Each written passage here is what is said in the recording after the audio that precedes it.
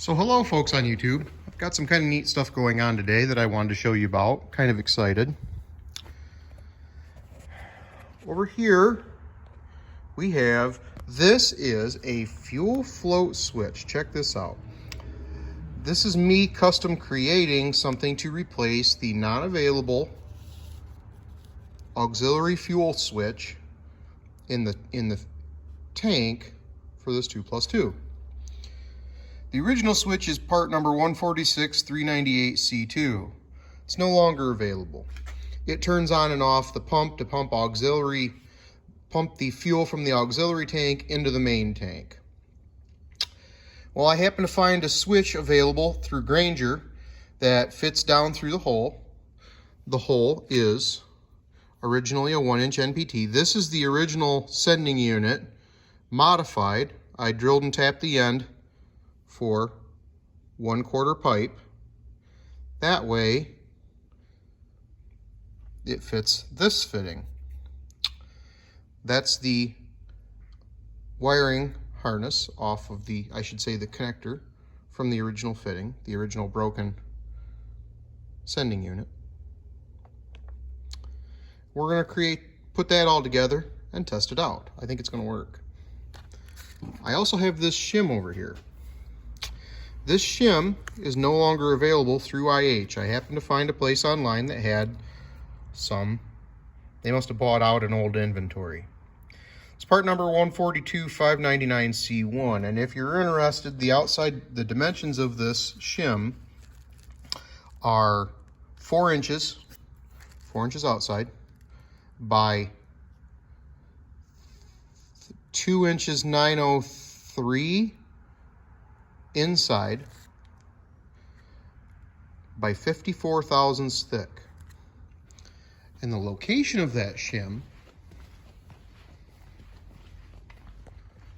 this shim, of course, it's going to be hard to see with little to no light, so I'm going to turn on the light here.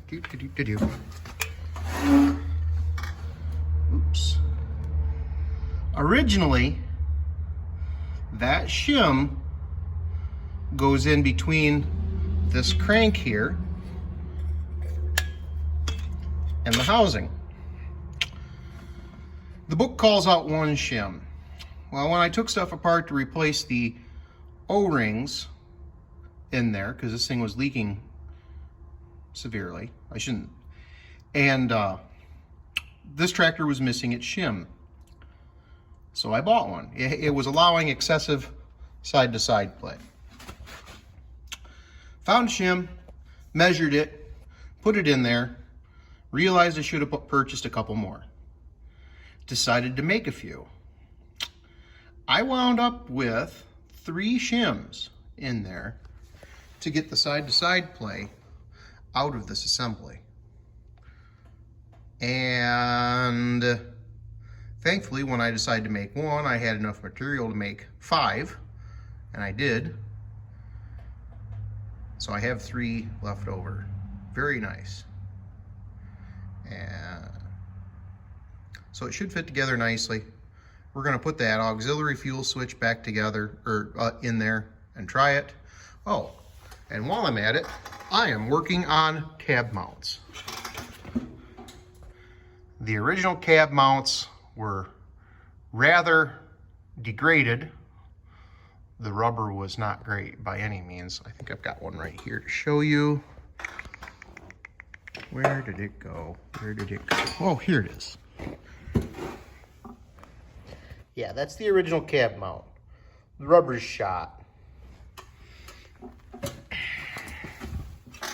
So we're replacing them, and maybe it'll help a little bit. This is the Magnum style cab mount. Now everything's just assembled loosely right now. I have it sitting on the cab is supported by that pipe and hydraulic jack. On this side, I've got it supported by a bottle jack. I had to lift it up high enough to get this side loosely assembled. Next, while I have the 3-point apart, we'll be finishing up this side. We're going to put all 4 mounts in new. And we'll see if that cuts down a little bit of cab noise. This thing had quite a bit of transmission whine inside the cab, which I guess is not uncommon for 2+2s. We're gonna see. So just wanted to show you guys a little bit of what I'm doing right now. Hopefully it works out good. When we get this all put back together and working properly, we are going to hook it onto we're going to hook it onto, oh, this is one of my brother's project trucks at the moment. Parts truck. Frame went bad. We pulled the engine out of it and the front axle. Most of the rest is junk. We're going to hook that tractor to the anteater. Good Lord. We're going to hook that tractor to the paraplow.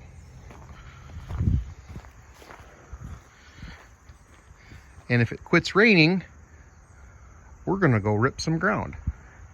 There's a video last fall with this hooked to the trusty old 806. The 806 is just not big enough to carry this thing very well. I could barely get it up off the ground high enough to take it down the road. And it didn't dig in very well. So guess what? I made all new points for this thing. Kind of excited to see how this works out. Stay tuned.